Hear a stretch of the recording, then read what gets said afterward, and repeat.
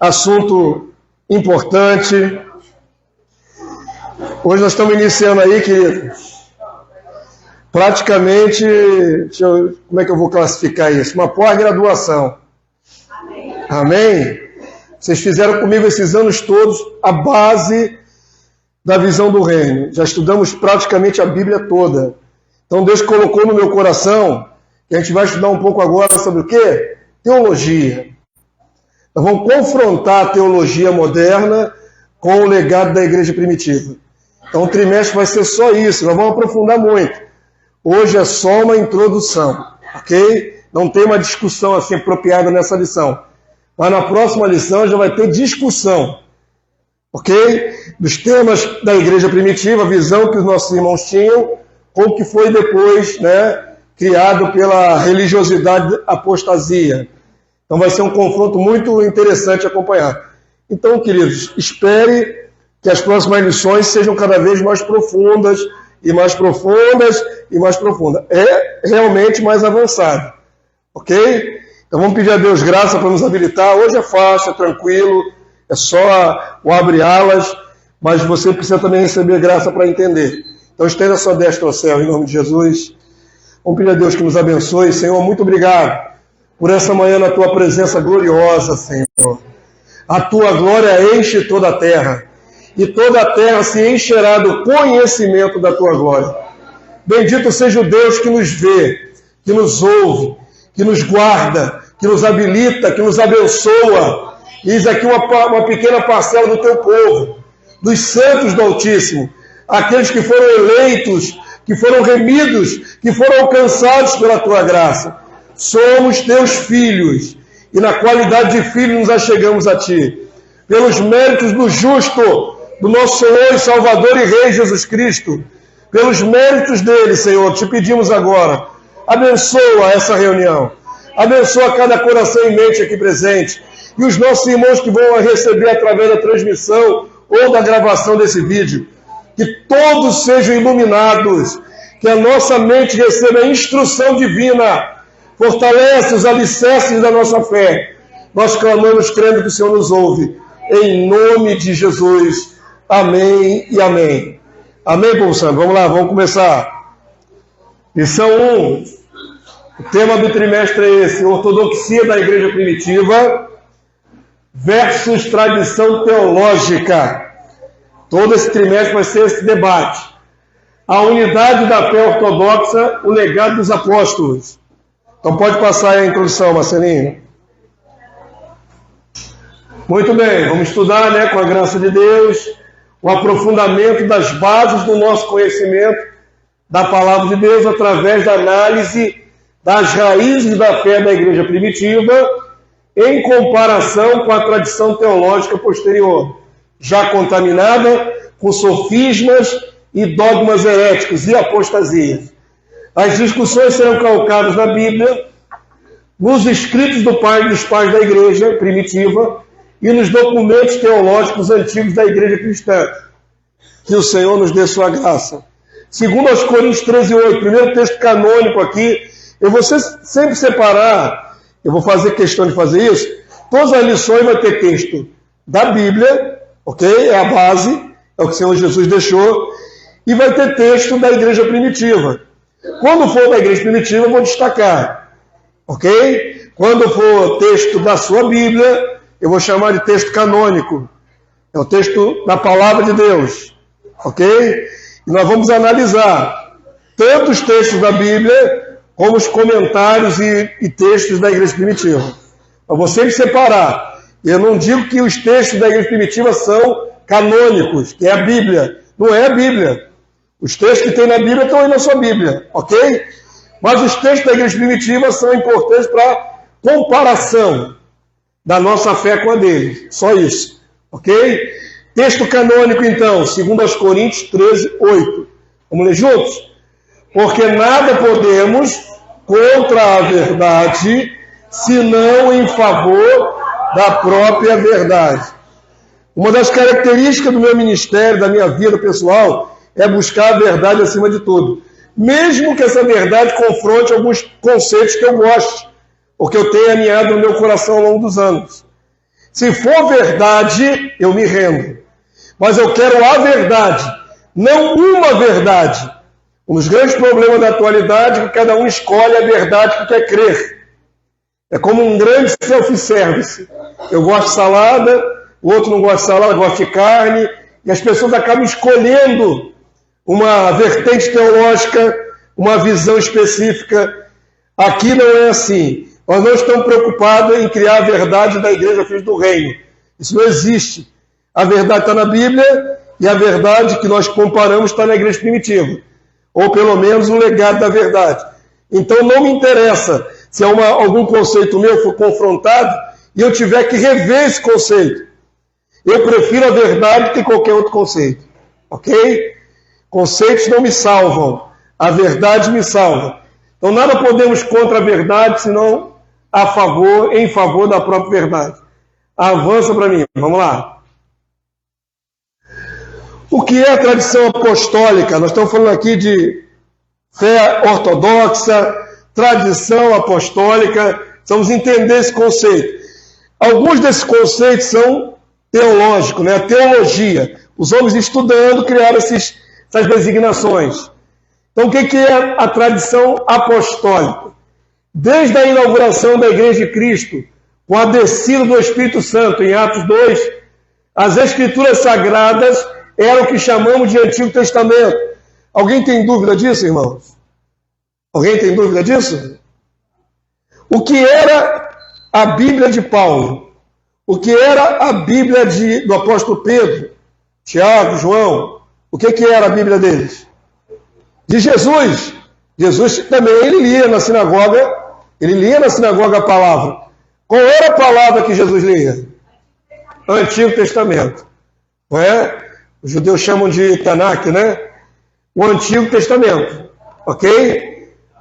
O Novo Testamento passou a ser integrante das Escrituras décadas depois.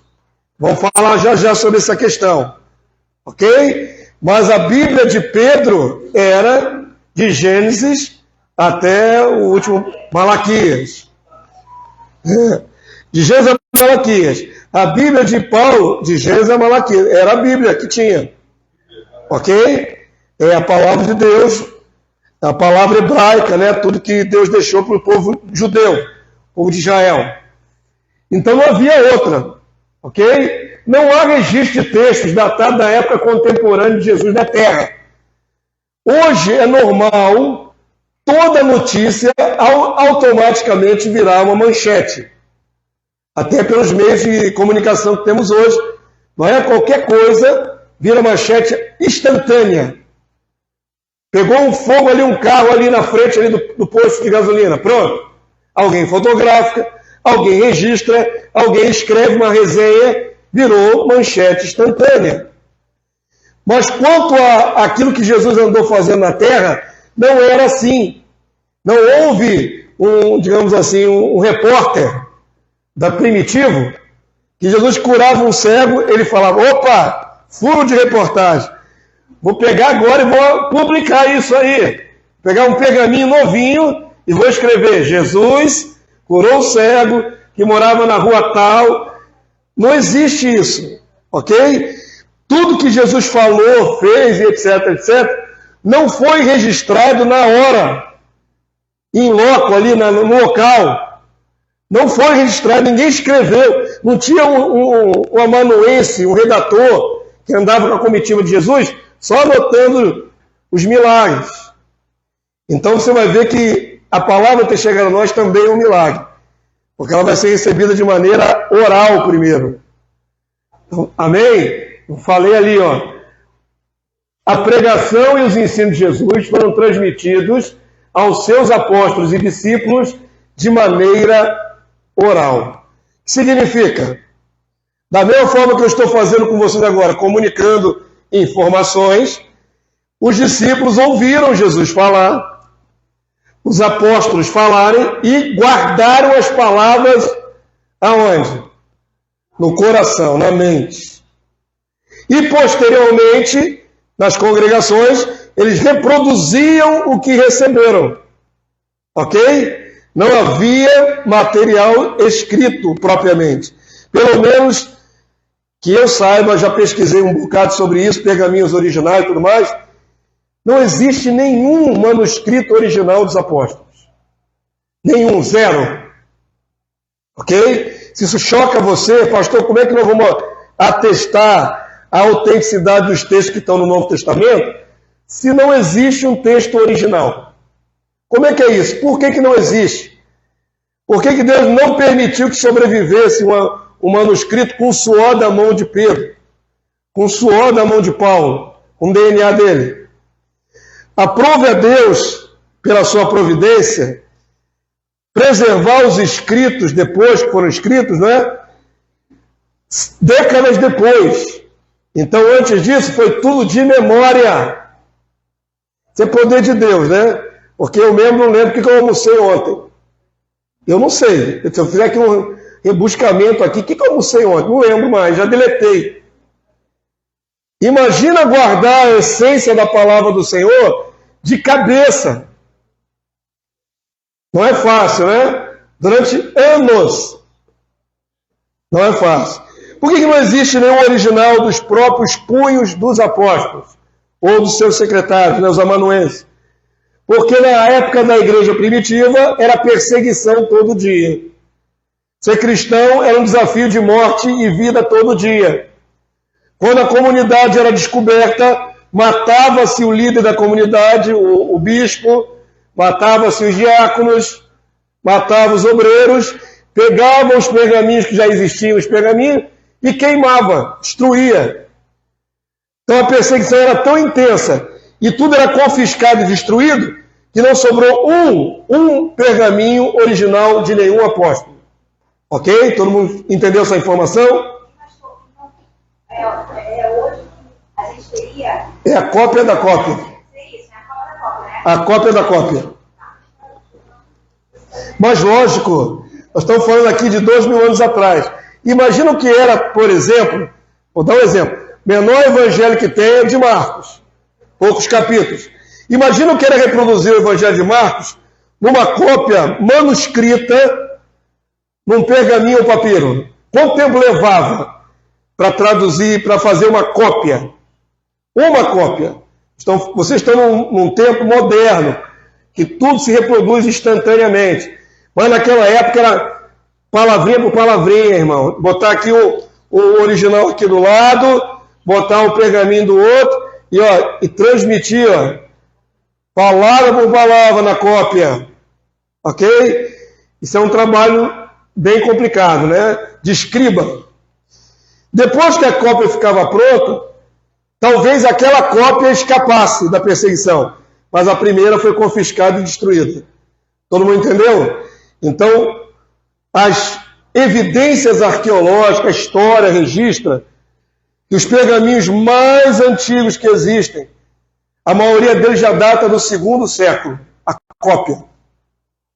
Do 1º século tem pouquíssimos fragmentos, pedacinhos que sobreviveram. Ok? Então vamos lá. Dita essa informação, está vendo aqui, tem até uma imagem aqui de um pergaminho bem antigo, mas já é cópia da cópia da cópia da cópia. Ok? Muitos não sabem, mas o primeiro livro mais antigo a ser escrito do Novo Testamento não foi nenhum dos evangelhos. Os evangelhos não foram os primeiros livros a serem introduzidos na, chamamos Bíblia. Os primeiros livros, na verdade, foram de Paulo. O apóstolo Paulo, ele escreveu os primeiros livros que foram acolhidos como escritura do Novo Testamento.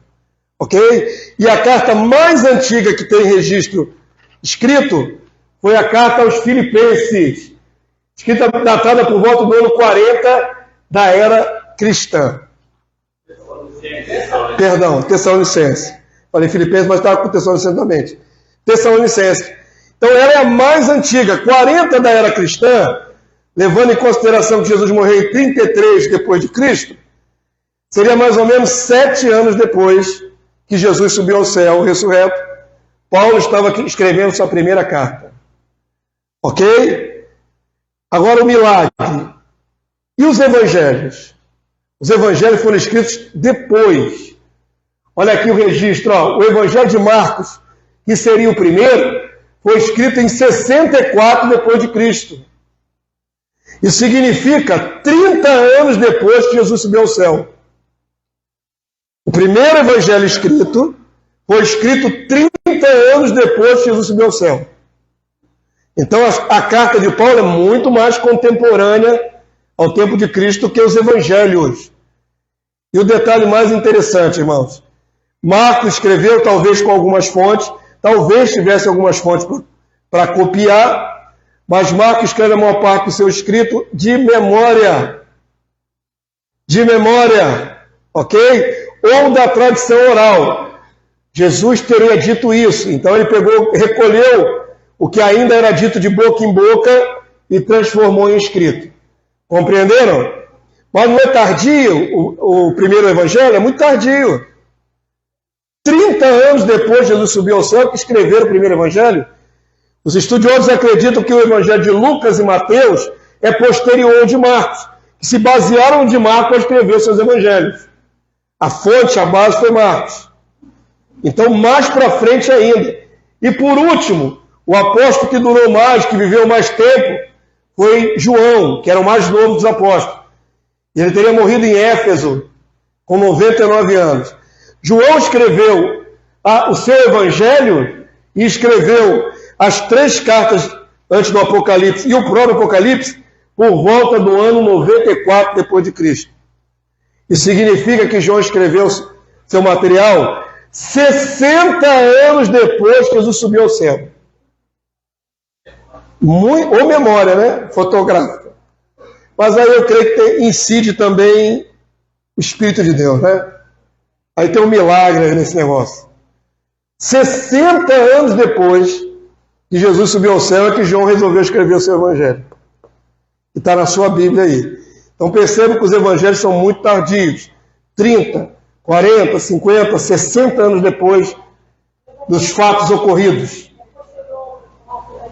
Quem?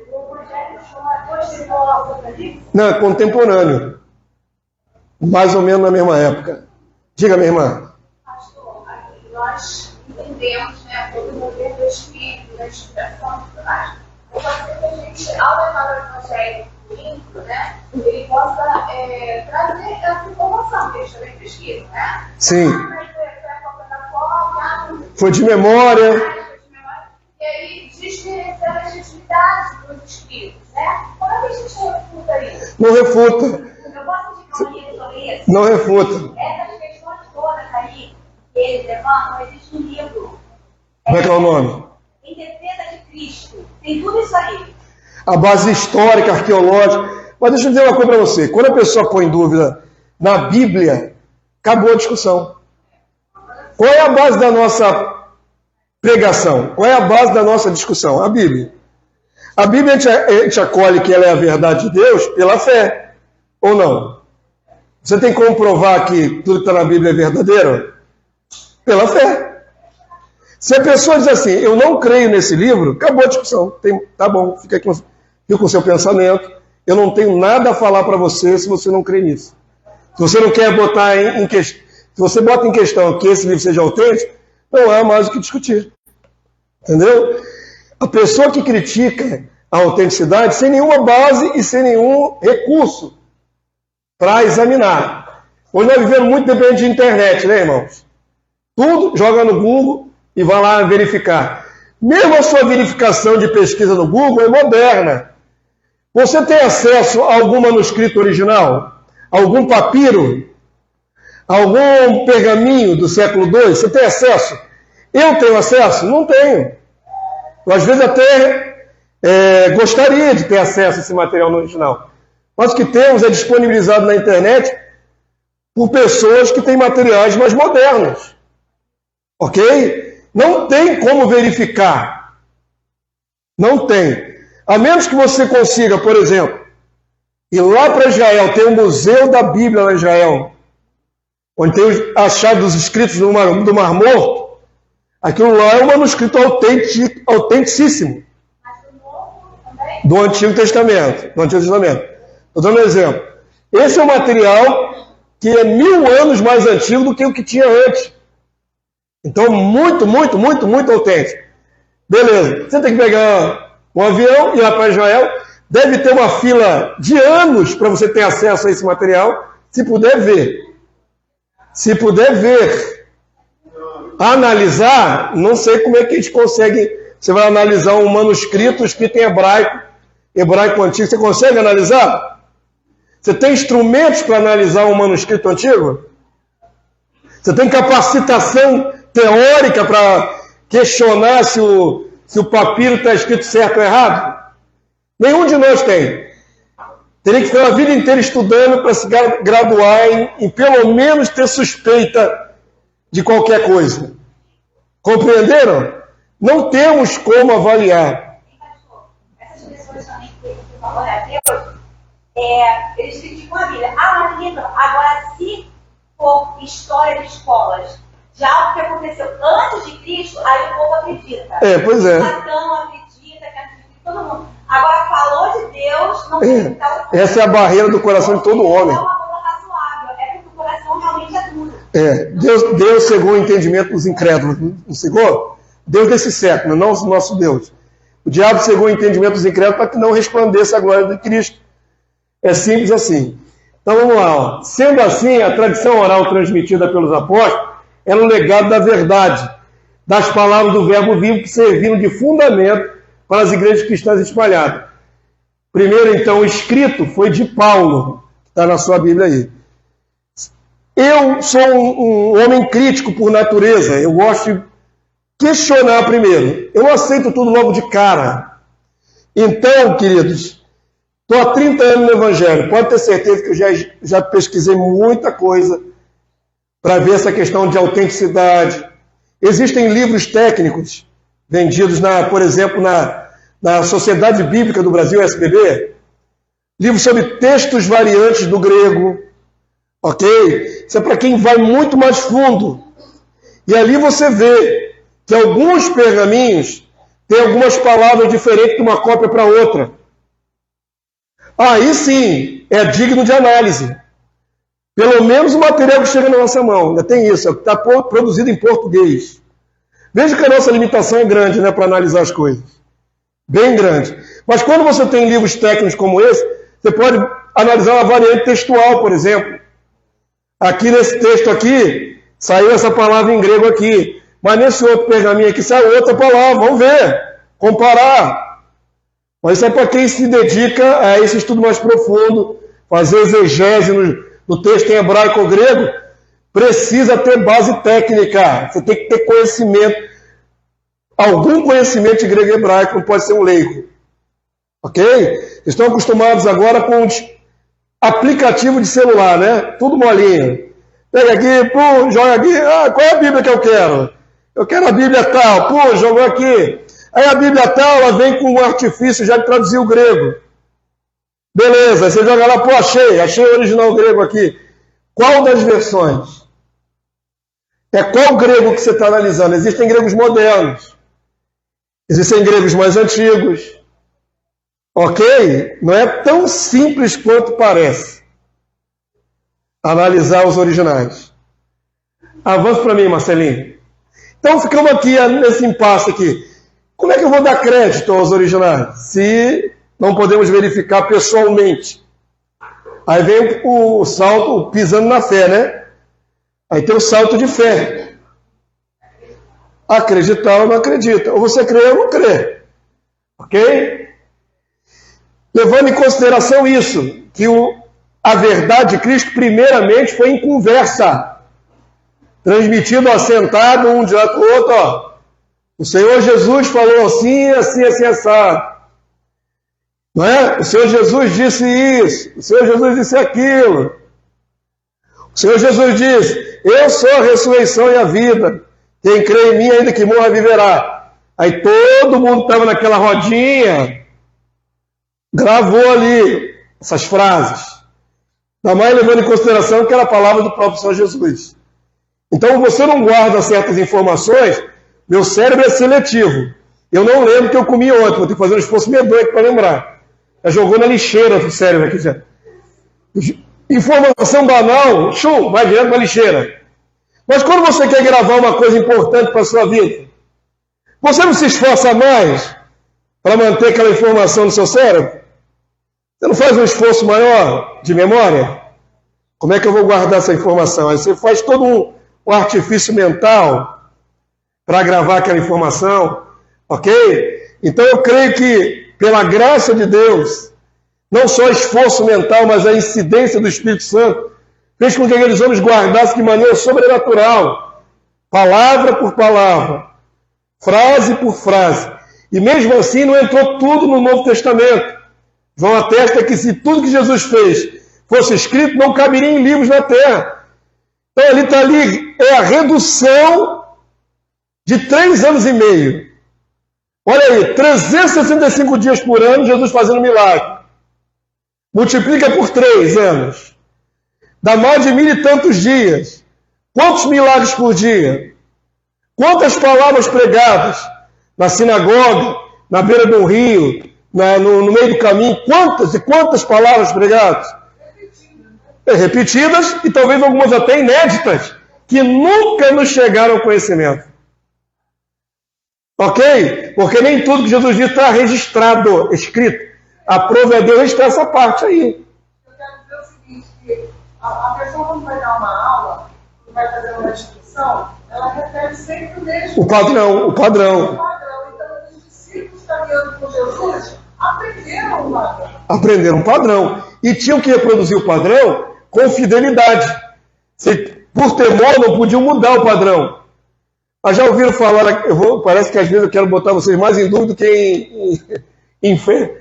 Mas já ouviram falar daquela brincadeirinha, quem conta um conto aumenta um ponto? Vocês brincaram daquela brincadeirinha que a gente fazia quando criança, em roda? E um cochichava no ouvido uma frase? Telefone sem fio. Quando chegava no último, a frase estava intacta? Nunca. Você falava assim, João comeu feijão. Quando chegava no final, João foi para a Europa. Mudava completamente. Por quê? De ouvir de pessoa para pessoa, passa pela interpretação da pessoa do que ela ouviu e tem a maneira como ela vai transmitir a informação. Ela pode acrescentar palavras. Não é assim? E aí quem conta um conto aumenta um ponto. É por isso que ele disse que nós não poderíamos acrescentar nem tirar, nem acrescentar, nem remover. Então eu acredito que os discípulos, cientes de que a palavra de Jesus é a verdade, não tinham interesse em ficar aumentando, fantasiando, acrescentando, mas assim vai ficar mais bonito, mais milagroso que Jesus fazia. Eles tiveram o cuidado de ser fiéis ao que ouviram e transmitiram. Essa é a tradição dos apóstolos. Vamos para o texto canônico, vai nos dar assim um norte de se realmente eles preservaram a tradição. Atos 2,42, está bem grandão, para que você possa ler em voz alta comigo. Vamos lá? E perseveravam na doutrina dos apóstolos e na comunhão, no partir do pão e nas orações. Isso aqui é o começo da igreja, Atos 2. E muitas reuniões eram nas casas. Mas o texto registra que eles perseveraram na doutrina dos apóstolos. O que os apóstolos passaram para eles, eles guardaram. Perseverar é manter firme a posição. Ok? E que engraçado que ele soltou agora. 2 Tessalonicenses 3,6. Vamos lá? Nós vos ordenamos, irmãos, em nome do Senhor Jesus Cristo, que vos aparteis de todo irmão que ande desordenadamente, e não segundo o quê? A tradição que de nós apóstolos recebeste. Havia uma tradição apostólica? Havia.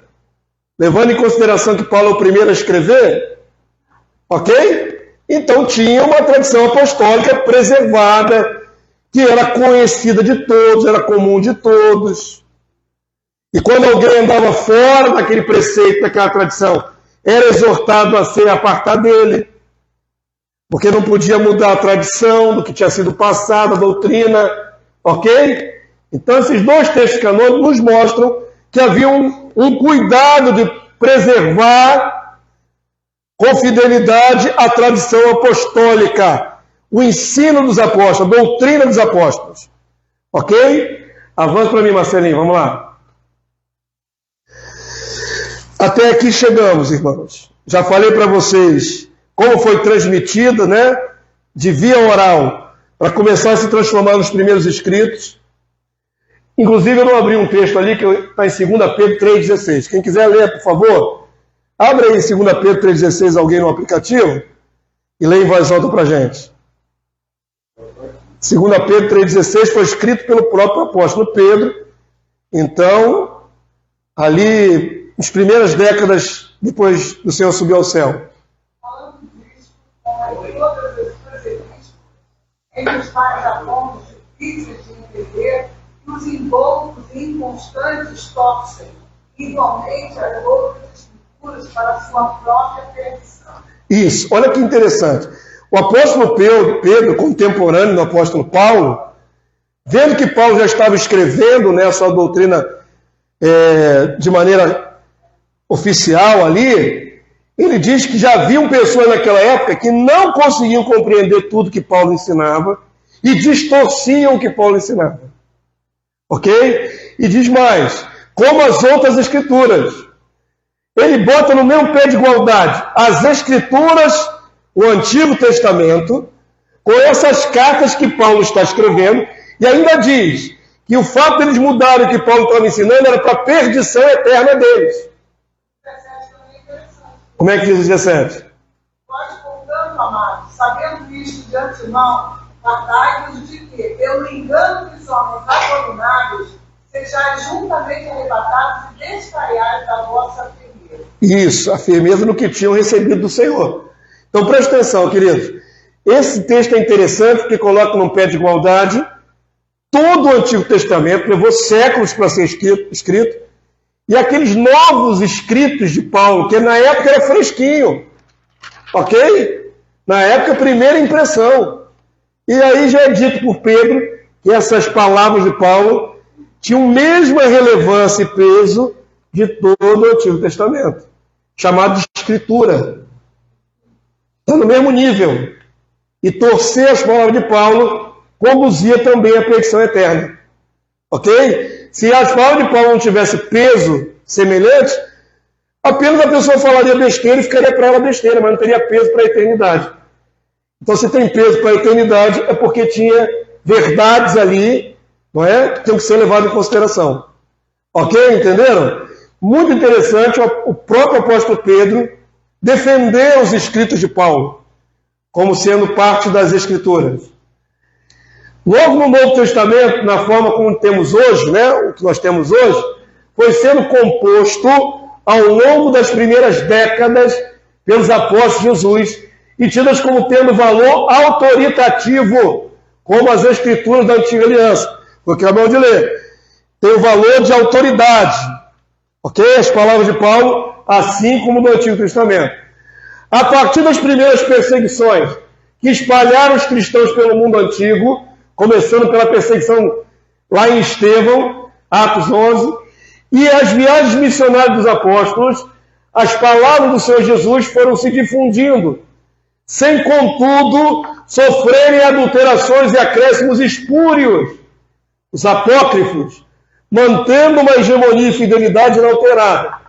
Até a virada do primeiro século, só havia uma doutrina, uma só fé, um só batismo e uma só verdade. Por que a gente pode verificar isso? Aí vai entrar os pais da igreja primitiva. Ok? Vamos manter aqui, nós vamos ler texto canônico ainda. Mas tem como conferir que aquele texto foi preservado um século depois. Tem como conferir? Do Novo Testamento? Tem. Porque os pais da igreja primitiva, eles reproduziram fielmente aquele texto que você lê na sua Bíblia no Novo Testamento. 100 anos depois, 150 anos depois, 230 anos depois, continuavam mantendo o mesmo padrão. Então, tudo que eles decalcaram nos seus escritos pode ser comparado com aquilo que nós chamamos dos evangelhos. E as palavras estão ali, ok? Então, a própria história da igreja, no seu início, vai testificar que os evangelhos foram preservados. Mas vamos para os textos canônicos. Efésios 2:20, vamos lá, igreja? Edificados sobre o fundamento dos apóstolos e profetas, sendo ele mesmo, Cristo Jesus, a pedra angular. Perceba o detalhe, né? Perceba o detalhe. Edificados sobre o fundamento dos apóstolos. A doutrina dos apóstolos de Jesus é fundamento. A rocha principal é Cristo, sobre Cristo, a doutrina dos apóstolos, do lado das palavras dos profetas. Então percebam que as palavras dos apóstolos, certo? São tidas na palavra de Deus como fundamento. Peso fundamental. O que é um fundamento? Fundamento é onde você pode calcar uma casa, uma base. A Nova Jerusalém é assim, né? Oi? A Nova Jerusalém está assim. Ela tem base nos apóstolos, no nome deles. Então, olha como Jesus deu importância para os apóstolos de Cristo, né? Como ele deu a importância porque eles receberam, porque eles guardaram o legado da fé, ok? 1 Timóteo 3,15, vamos ler, igreja? Bem grandão. Para que, se eu tardar, fique ciente de como se deve proceder na casa de Deus. Eu amo essa passagem, deixa eu destacar. Eu amo essa passagem, porque essa frase que vai vir aqui agora. Como se deve proceder na casa de Deus, que é o quê? Ó? A igreja do Deus vivo, coluna e baluarte da verdade. Essa expressão aqui é muito forte. Muito forte. O que é uma coluna? O que é uma coluna? Um pilar, como é que chama? Que sustenta a casa. Uma coluna, é coluna e baluarte da verdade. Ok? A igreja, então, tinha ciência de que estava manipulando e passando adiante a verdade. Então, imagina o zelo que eles tiveram para preservar a verdade, para não deixar contaminar a verdade, para não deixar distorcer a verdade. Amém? Não é uma questão só de material intelectual, é uma questão de manter sagrado, firme, coluna, a verdade. Ok? Todo mundo entendeu? Guarde esse texto que ele é precioso. Eu amo essa passagem. Judas 1, verso 17. Mais um texto canônico. Vamos lá? Vós, porém, amados, lembrai-vos das palavras anteriormente proferidas pelos apóstolos de nosso Senhor Jesus Cristo.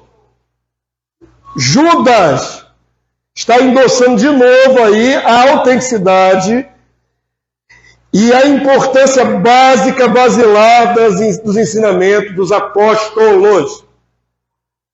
Guardem, lembrem-se, mantenham na memória as palavras dos apóstolos. Amém, Paulo Santo? Então tudo isso nos indica esse zelo, esse cuidado, esse critério, esta régua. Palavra cânon, eu falei aqui de texto canônico. A palavra cânon no grego quer dizer cana, cana de medir. Naquela ocasião, para medir isso aqui, eu usava uma cana, uma vara de cana. Cana.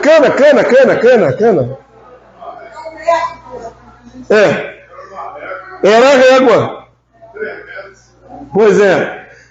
Ainda que seja, mesmo que eles não usassem uma cana de verdade para medir as coisas, irmão, deu para entender o sentido, não deu? Deu para entender? É uma maneira de medir. Então, os textos canônicos é que passaram na régua. É que foram medidos, foram aferidos, se eram ou não a verdade. Compreenderam? Os textos que estão na sua Bíblia, eles passaram na régua. foram avaliados, medidos, aferidos. Passou no Inmetro daquela época. Sabe o Inmetro? Fez todos os testes para ser aprovado se é ou não é a verdadeira palavra de Deus. Estava ali naqueles escritos novos. Mas quem participou dessa época? Os irmãos. A gente pode ver depois numa outra aula. Não foi logo no primeiro século, não. A definição do que entrou no cânon ou não foi séculos depois. Aí nós vamos de novo questionar. E se esses caras escolheram errado? Os livros que tinham que ser aceitos ou não na Bíblia? A gente é complicado. É complicado, irmão. Mas tem que confiar que Deus... Existe um Deus tomando conta da palavra, não tem não? Se eu não creio assim, eu boto dúvida em tudo. Mas foi séculos depois, tá certo? Concílios, etc, etc.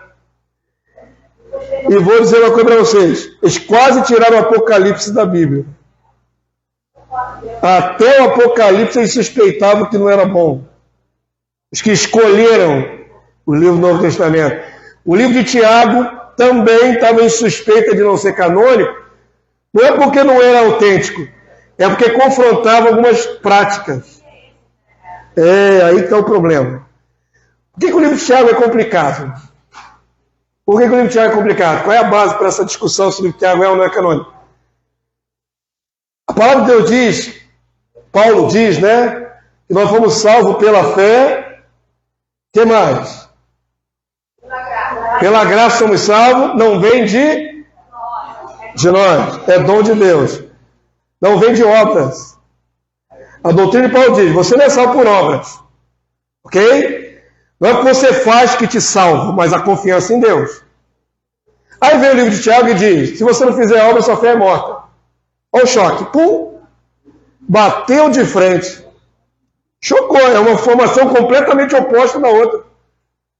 Ora, eu preciso de obra para me salvar ou não?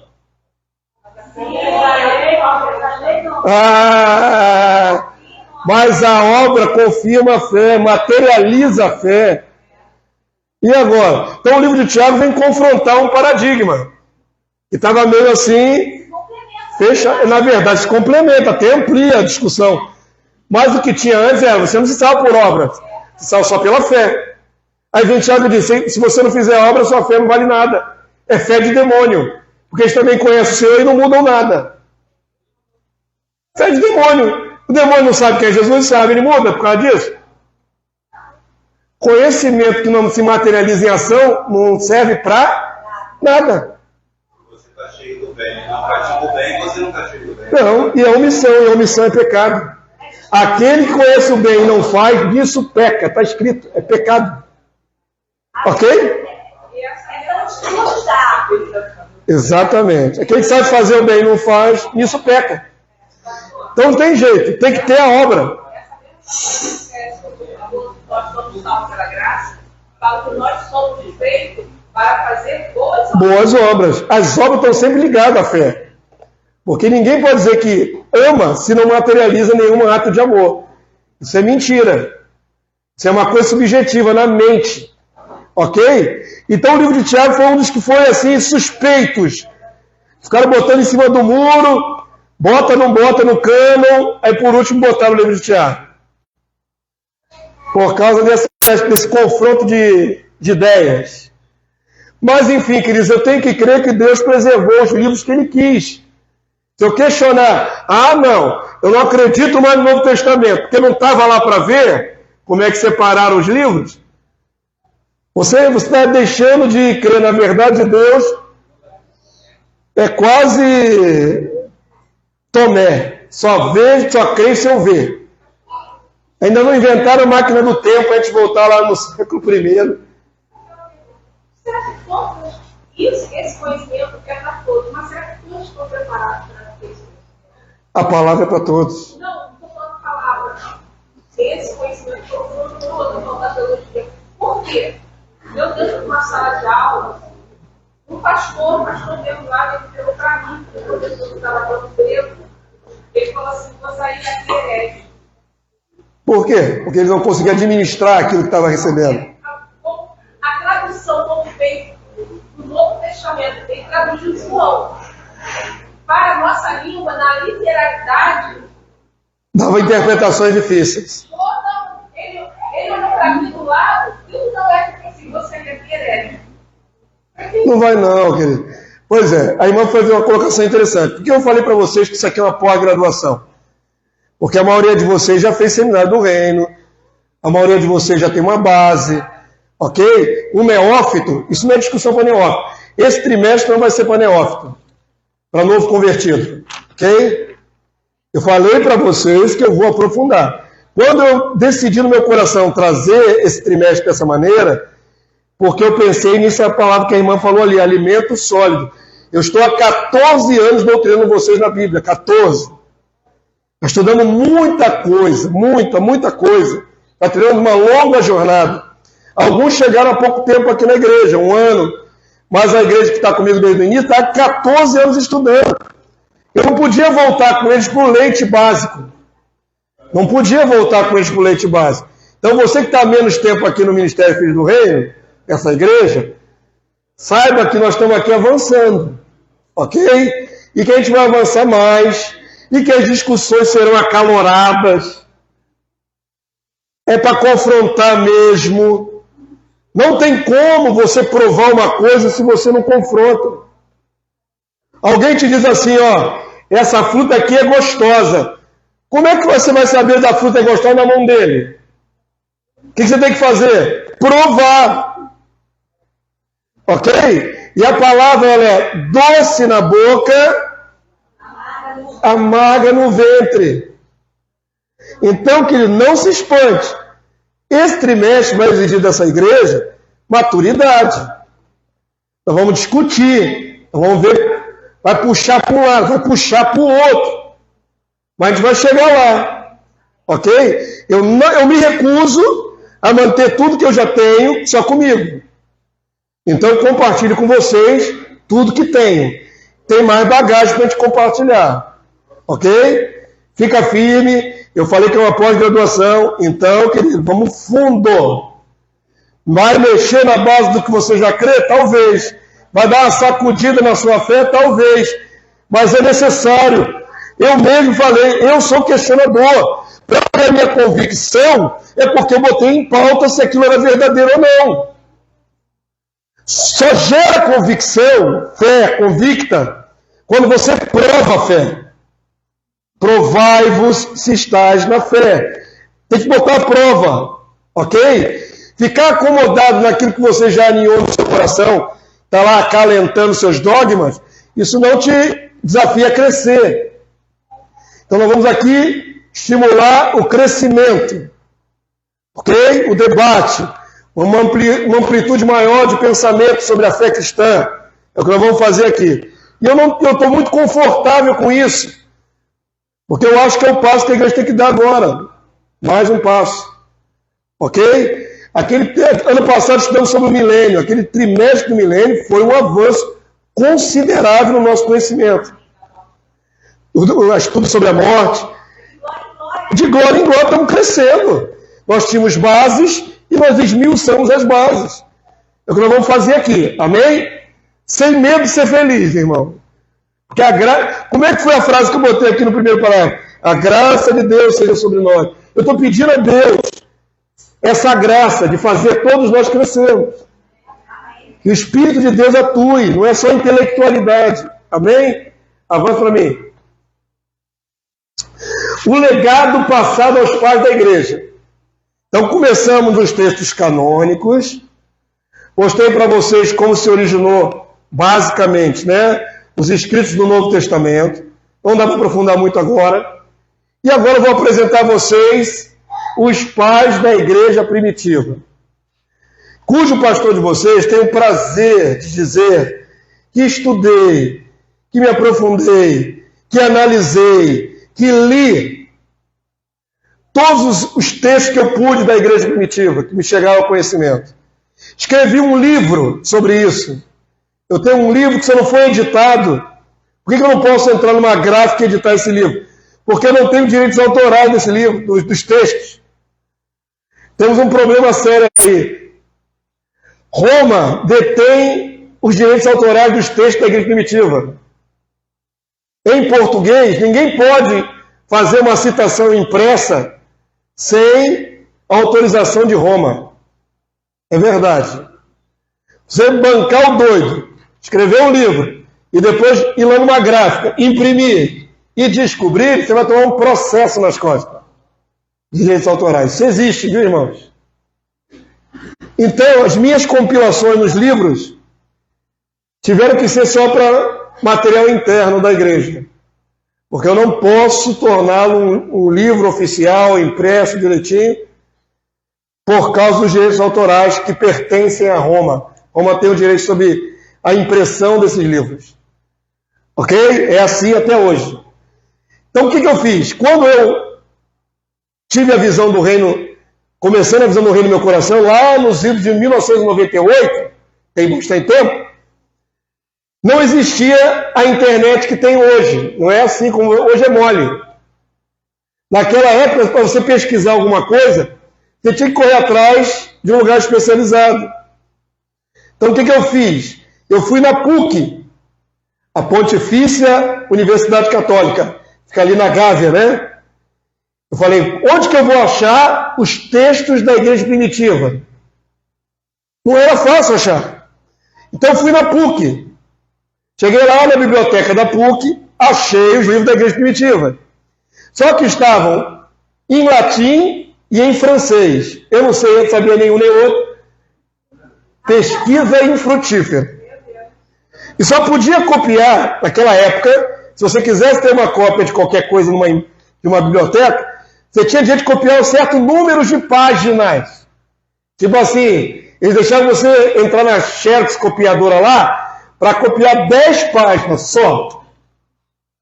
Foi o que eu fiz. Achei um dos livros da igreja primitiva. Pô, estou lascado aqui, não sei francês. Não sei latim, está tudo em latim e francês. Mas para não perder a viagem, vou copiar umas 10 páginas desse livro aqui. Não adiantou nada, né? Virou um papel lá que depois descartou. Eu não conheço as línguas. Aí, irmãos, fiquei orando, pedindo a Deus graça, porque eu tinha um entendimento do seguinte: se a visão que estava sendo passada para mim, não é, através do pastor Acélio, aquela visão sobre o reino na terra, é verídica, tem que ter registro histórico, porque não pode ser uma novidade. Já compreendia que, ao longo da história da igreja, se perdeu muita coisa. Então vamos fazer uma pesquisa arqueológica, vamos achar as fontes da verdade. E aí eu fui procurar, não consegui. Fiquei orando. No ano de 2000, a Igreja Católica Romana começou a publicar a Patrística, os primeiros livros da Igreja Cristã, em português. Obra de Deus. Aí eu dei pulos de alegria, porque aí eu tinha onde consultar. Ok? Esse aqui é um dos livros da Patrística. Aqui consta, aqui ó, Irineu de Lyon, Demonstração da Pregação Apostólica. Esse livro foi produzido pelo nosso bispo primitivo no ano de 185 depois de Cristo. Entre 185 e 190 depois de Cristo. Segundo século. Como vocês podem ver, esse livro aqui tem aqui, ó, o símbolo católico romano. Entendam uma coisa. O conteúdo não é católico romano. Ok? Não é um espúrio, não é um apócrifo. É um material do bispo primitivo, só que a igreja romana detém o direito de imprimir. Ok? Então não existe desse livro livre em qualquer lugar. Não é assim que funciona. Então lá pelos idos dos anos 2000, há 23 anos atrás, eles fizeram um favor de publicar esses livros da igreja primitiva. Quando comecei a ler os livros da igreja primitiva, todos eles testificavam a fé do reino na terra, ok? E negavam tudo que a Igreja Católica depois criou e que depois vai derivar na Igreja da Reforma, negavam tudo. Me deram a faca e o queijo na mão. Falei, beleza, maravilha, me esbaldei. Porque aí eu tinha onde consultar. Ok? Por que eu creio que esse material não é mexido pela Igreja Católica Romana? Porque nega tudo que a Igreja Católica Romana ensina. Mas quem lê esse tipo de livro? Vocês acham que qualquer católico romano vai atrás desse livro? Nem católico romano, nem evangélico. Só teóricos. Só quem quer estudar algo tão particular como a história da igreja. Mas vou dizer para vocês por que a maioria não estuda a história da igreja. Porque é uma visão míope no meio do povo evangélico. O povo evangélico enxerga curto aquela busca da bênção a qualquer preço, sabe? Prosperidade, bênção, bênção, bênção, bênção. Não faz o camarada questionar. A minha fé tem base em quê? Como é que foi a igreja primitiva? Ele não pensa assim. Ele só pensa no imediato. Eu preciso de uma casa. Eu preciso de um emprego novo. Essa falta de buscar as verdades, as raízes da verdade, que tem na maioria do povo cristão atual. Essa visão míope faz com que pouquíssimos, raríssimos, só teóricos, estudiosos, eruditos, vão atrás desse material aqui. Está aqui, irmãos, ó. Um livro do 2º século da igreja cristã. Ok? Nos seminários não estuda com profundidade, faz uma pincelada muito, pelo menos o que eu estudei. Você sabe por quê? Vou explicar. Esses são os escritos do 1º e 2º século, ok? As bases da fé cristã. Nos seminários, a maioria que eu conheço, quem eles valorizam como teologia primitiva? Santo Agostinho, do século V, já na era católica romana. Santo Agostinho é onde os olhos deles ficam. A teologia de Santo Agostinho é a base de toda a fé da igreja da cristandade. E Santo Agostinho vai criar a Trindade. Santo Agostinho vai criar uma série de dogmas. Ok? Mas os primeiros da fé não se verifica muito nos seminários teológicos. Chegaram a me dizer uma vez que a fé evoluiu. Então, por que desmerece os primeiros? Os primeiros estavam fraquinhos na fé, né? Quando chegou aí no 4º século que evoluiu. A interpretação atual é mais moderna. É melhor. É melhor. Agora presta atenção comigo. O que é melhor? A água que se bebe hoje, passada pelos tubos, pelos canos de 21 séculos de mexida do cristianismo, ou a água que se bebia lá na fonte? Na fonte. Minha compreensão é essa.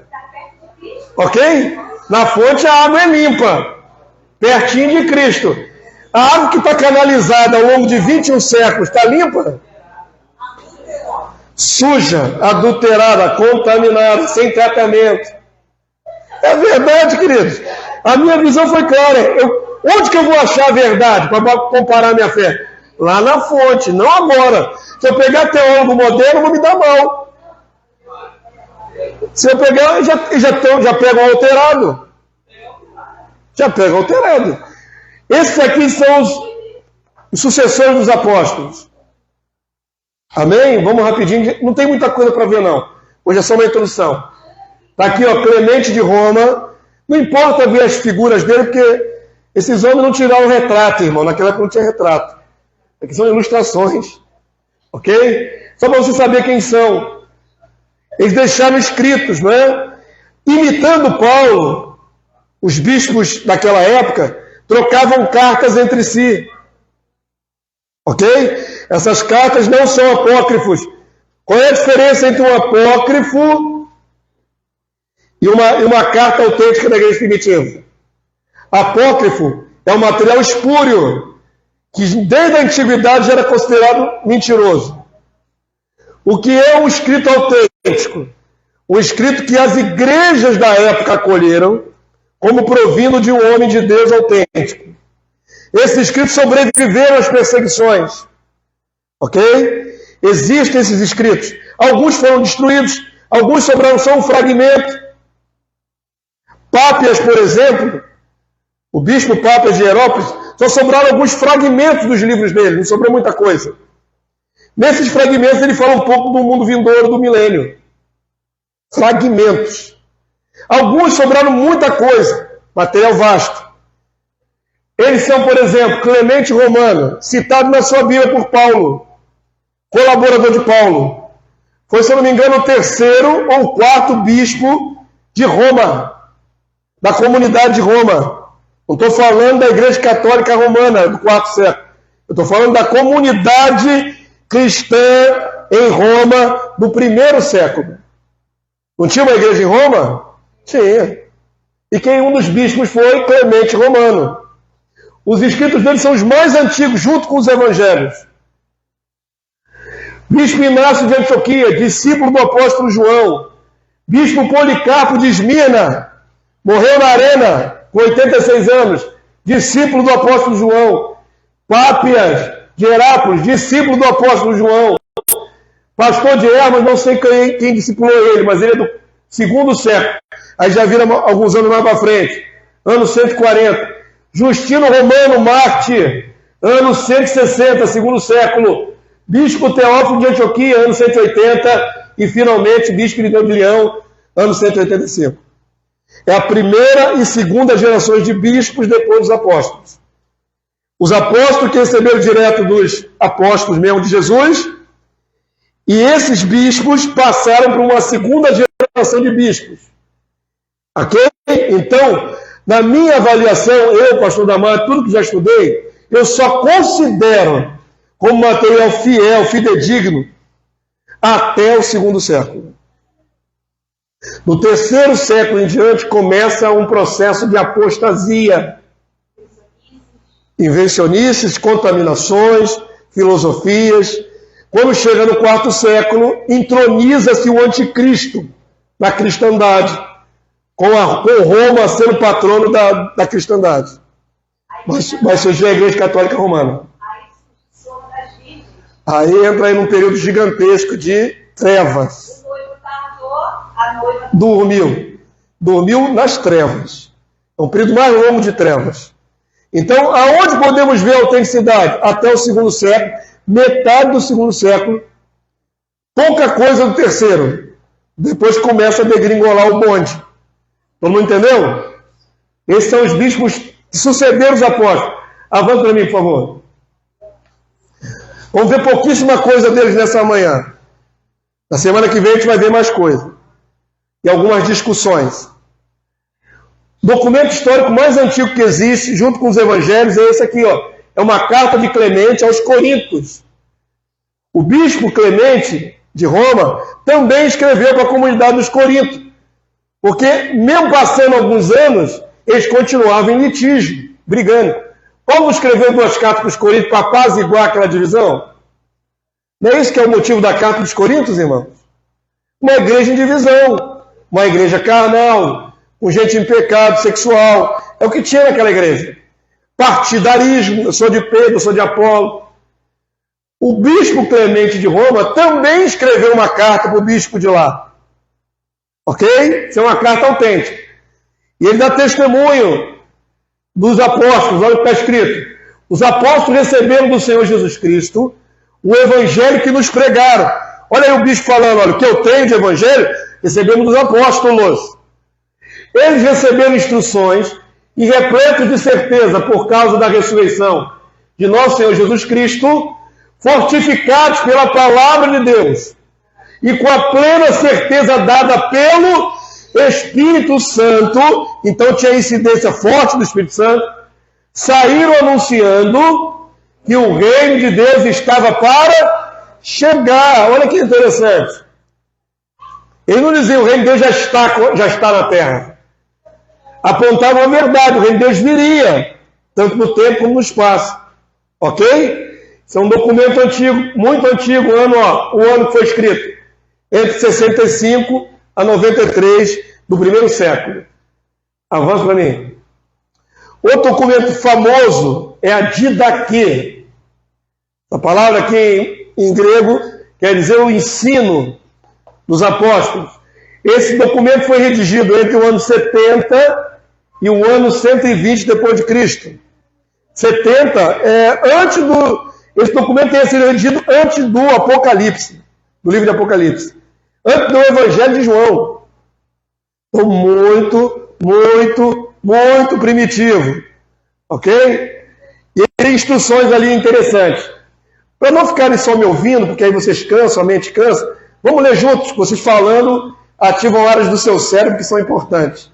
Vamos ler juntos. Não é texto canônico, sempre destaco, ok? Testemunho dos nossos irmãos primitivos. Vamos ler junto?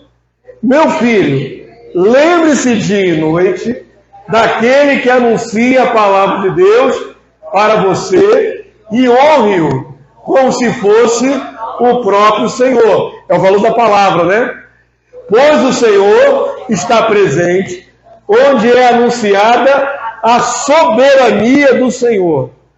Não viole os mandamentos do Senhor. Guarde o que você recebeu, sem nada acrescentar ou tirar. Se alguém vier até vocês, ensinando tudo o que foi dito antes, deve ser acolhido. Olha o cuidado que eles tinham para preservar a doutrina. Porque os apóstolos disseram, se vier com a doutrina dos apóstolos, que vocês já ouviram antes, está testificado que é dos apóstolos, vocês guardam e acolhem esse pregador. Ok? Olha só como é que eles faziam. Mas, se aquele que ensina for perverso e expuser outra doutrina para destruir, não lhe deem atenção. Está falando no plural porque é para a comunidade, para a igreja.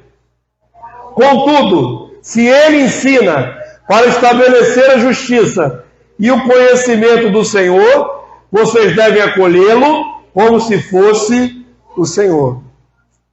O pregador tinha essa honra, né, de ser reverenciado dessa jeito. Desde que a doutrina dele passasse no crivo. Está vendo aqui uma análise do que ele está pregando? Se é conforme a doutrina que já estava vigente, é de Deus.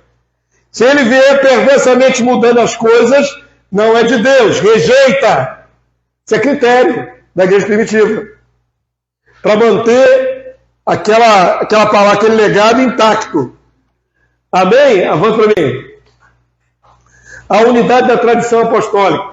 É de se esperar que com a morte dos apóstolos do Senhor, o espalhar da palavra para povos mais longínquos, houvesse alguma perda na transmissão da doutrina apostólica. No entanto, pelo zelo da igreja primitiva e a providência divina, porque tem que ter o sobrenatural de Deus também, a visão única prevaleceu pelo menos até meados do 3º século. O documento que nós vamos ver agora, não canônico, mas histórico, Bispo Irineu de Lyon, atual Lyon na França, era onde ele estava estabelecido. Mártir, o homem que mais escreveu sobre a palavra de Deus naquela época. Depois do apóstolo Paulo, pelo que eu conheço, é o mais profundo e que escreveu melhor combatendo as heresias daquela época. Bispo Irineu de Lyon, 2º século, discípulo de Pápias, discípulo de João. 2ª geração depois de João.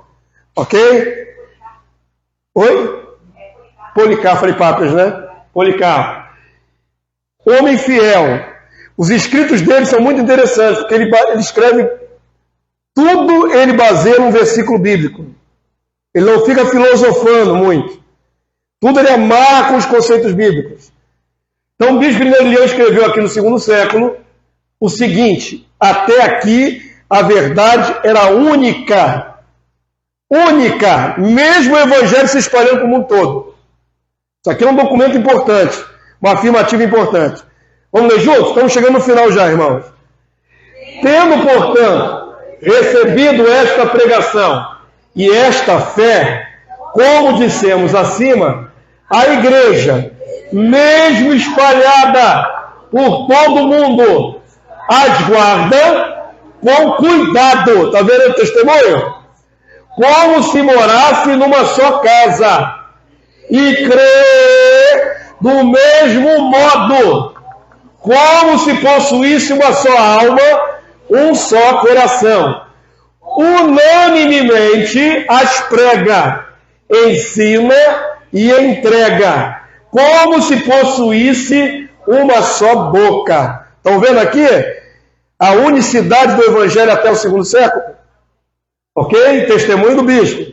Assim, Embora pelo mundo sejam diferentes as línguas, o conteúdo da tradição é um só e idêntico. Amém, povo santo? Então, o nosso querido bispo Irineu de Leão, mártir por Jesus, ele atesta, ele averigou, ele olhou para todas as comunidades, os trabalhos missionários que estão sendo feitos na época, e disse: todos estão tendo cuidado de manter a mesma tradição. Todos estão pregando como se fosse uma só boca. Era o cuidado da igreja primitiva. Ok? Então é testemunho dele aqui que ficou para a história. E hoje em dia tem 2.000 interpretações diferentes. Aí bagunçou. Até aqui era uma só. Não existem vários evangelhos. Não existem várias correntes teológicas. Isso é do homem. Isso é passado 21 séculos, bagunçou tudo. Eu costumo dizer que a teologia atual é como uma coxa de retalhos. Cada um acrescenta mais um pedaço. Já teve coxa de retalho na tua casa? Hoje a molecada hoje não sabe o que é isso. Coxa de retalho, irmão. Um vermelhão, aí costurava um amarelo, um de bolinha, um de estampadinho, um lisinho, e costurava aquele monte de quadradinho, de cada um de uma cor, fazia uma coxa de retalho. A teologia ao longo de 21 séculos foi acrescentando retalhos. E aí veio uma coxa de retalho para todos os gostos. Mas a igreja primitiva dizia: só tem uma doutrina. Uma única fé. Eu ouço irmãos até falarem que desanimam diante de tantas correntes. Eles pensam: escolher é difícil. Sabe de uma coisa? É isso lá na eternidade eu vou saber. Aí desiste. Desiste da busca pela verdade.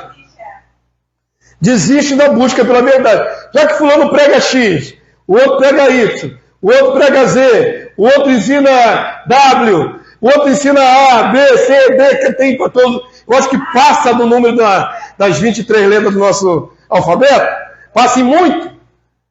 A pessoa fala: sabe uma coisa? Eu vou pregar Jesus, Jesus salva. Jesus salva. E acabou, chega, o resto eu não quero saber. Se é pré-tribulacionista, se é pós-tribulacionista, se é milênio literal, se é figurado, se é isso, se é aquilo outro, não me interessa. Eu vou ficar no básico. Vá, Jesus salva a tua alma do inferno. Ponto. E o resto, que se lixe. Não estou a fim de esquentar a cabeça. E aí, queridos, reduzimos toda a beleza e a glória das revelações dos profetas do Antigo Testamento, ficam obliterados, ficam jogados de escanteio. Todas as promessas de restauração da terra, todas as palavras proféticas ficam de escanteio, quando se faz um reducionismo do Evangelho. Eu costumo dizer que o Evangelho, para muitos, uma criança de 4 anos sabe pregar. Não sabe? Depois de seu filho dizer assim para o coleguinha: olha, aceita Jesus que você vai para o céu. Se você não aceitar, você vai para o inferno. Essa frase uma criança de 4 anos consegue falar? Consegue. Esse é todo o evangelho que muitos cristãos têm.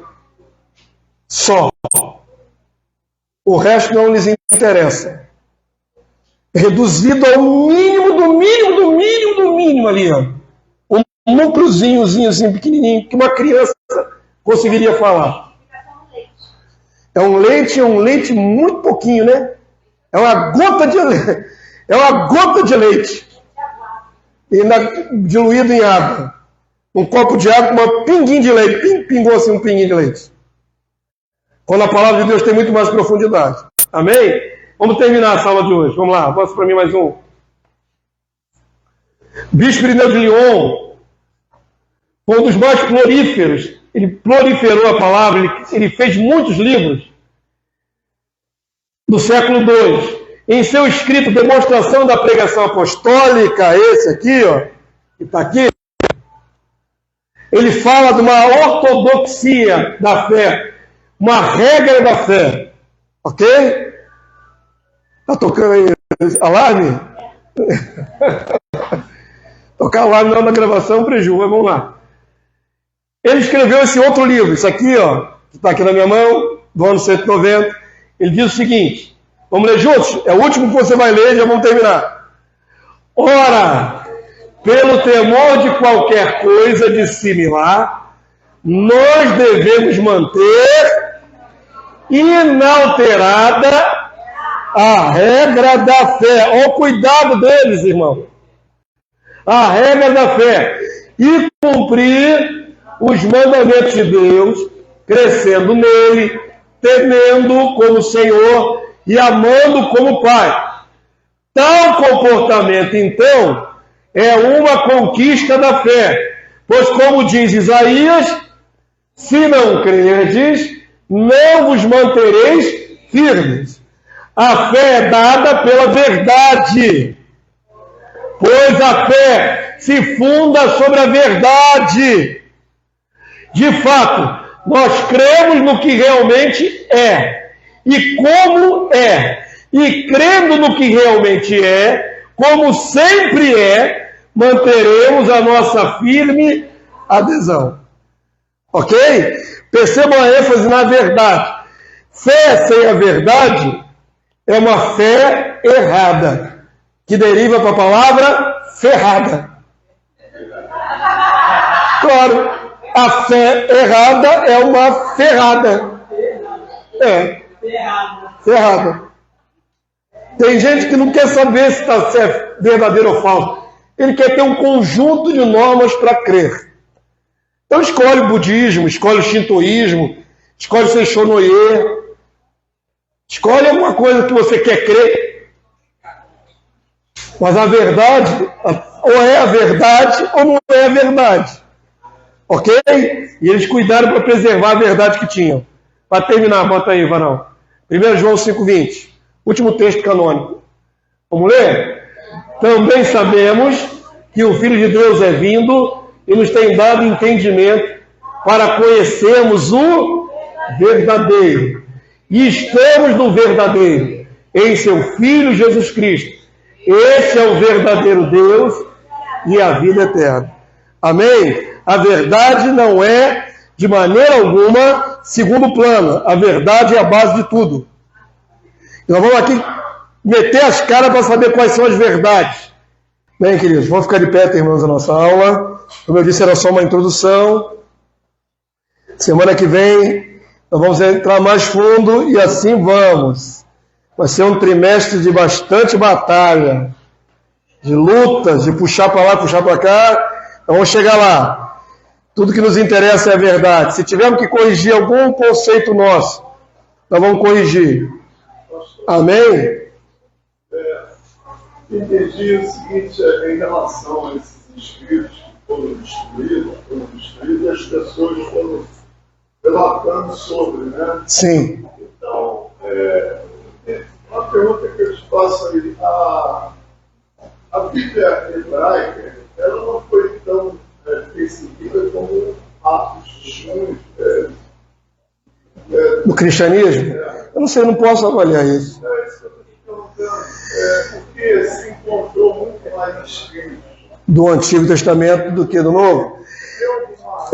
Tem uma relação de que a Antiga Aliança, todos os escritos duraram séculos e séculos. Ok? Por exemplo, o livro de Isaías estava escrito antes de Jesus 600 e poucos anos antes. Quantas cópias foram feitas em 600 anos? Não havia perseguição sistemática contra a coleção, né, dos livros dos judeus. Essa é a questão. Quando a igreja surgiu, ela foi tida como uma heresia.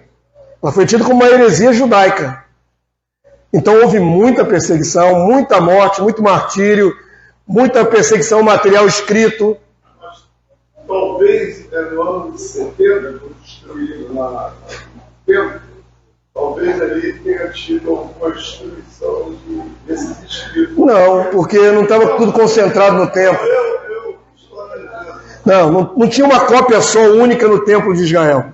Haviam várias cópias em todas as sinagogas. Do Antigo Testamento tem. Mas o Novo sofreu mais afronta. Ok? Ouve só, eu estava falando que se tiver alguma coisa que a gente tem que reformar, a gente reforma. Já reformamos algumas coisas. Quer ver uma coisa simples? Eu, pastor Damásio, desde que começou a igreja, eu ensinava para a liderança da igreja, no dia da Santa Ceia, jejuar. E eu jejuei durante mais de 13 anos, direto, e toda a ceia o pastor estava em jejum. Aí, pesquisando um pouquinho mais sobre a igreja primitiva, descobri, pouco tempo atrás, no ano passado, que a igreja primitiva não jejuava na Santa Ceia. Porque era uma alegria, era motivo de alegria, e jejum é uma contrição de sacrifício. Era o contrário, era um gozo, uma alegria, participar da Santa Ceia. E que, não é, sempre se exaltava o Pai e o Filho. Às vezes a gente tem uma tendência de na Santa Ceia só fazer cântico para Jesus, foi ele que morreu na cruz. Mas a igreja primitiva exaltava o Pai e o Filho. Reformamos isso, baseado nessa informação. Toda a Santa Ceia eu não jejuo mais. Mas não era um método de santidade? Não podemos inventar, irmão. Se eles não celebravam com jejum, é porque não havia necessidade de jejum. Não, ela vai ficar contriste, vai ficar feliz. A morte de Jesus é triste, mas a ressurreição é feliz. Ok? Então a gente reforma a nossa visão a partir dos exemplos do nosso irmão primitivo. Se eles dizem que é para a gente se alegrar, a gente se alegra. E tira o jejum. Faz jejum outro dia, eu faço jejum em outros dias. Mas no dia da Santa Ceia já não faço mais jejum. Já estava acostumado há 13 anos. Ok? São esse tipo de ajuste que a gente vai olhar para a fé deles e vai dizer, pô, vale a pena fazer semelhante. E a gente vai ajustar. Em nome de Jesus. Amém? E outras coisas mais profundas virão. Quero abençoar vocês. Eu estendo a sua destra ao céu mais uma vez. Eu quero abençoar a sua vida. Pai, muito obrigado por essa manhã na tua presença, na presença do Senhor, na presença do nosso Senhor Jesus Cristo. Sabemos que o Senhor vela por nós. Os teus olhos nos perseguem, Senhor. Onde quer que estamos e onde quer que vamos. Então leva-nos para casa debaixo do teu santo olhar. Possamos chegar bem nos nossos lares. E ali preservar, Senhor, nossa alma em santidade. Para que à noite possamos retornar a esse lugar de adoração. Com a mente cheia das tuas coisas. Com a mente santa, separada, para a glória do teu nome. Recebe-nos logo mais à noite, Senhor. E os teus servos que vão congregar em outras congregações. Recebe-os também logo mais à noite na tua santa e gloriosa presença. Recebe os nossos sacrifícios de louvor. Recebe as ações de graça. Recebe a confissão dos nossos lábios. Em nome de Jesus. Que o nosso ser te agrade, Senhor, durante todo esse dia. Que a nossa vida te seja agradável, meu Deus. Para que possamos receber as tuas bênçãos. Estende a tua graça sobre cada um de nós. Em nome do teu Filho Jesus. Amém e amém. Glória a Deus. Glórias ao Senhor. Amém, povo santo. Vamos na paz.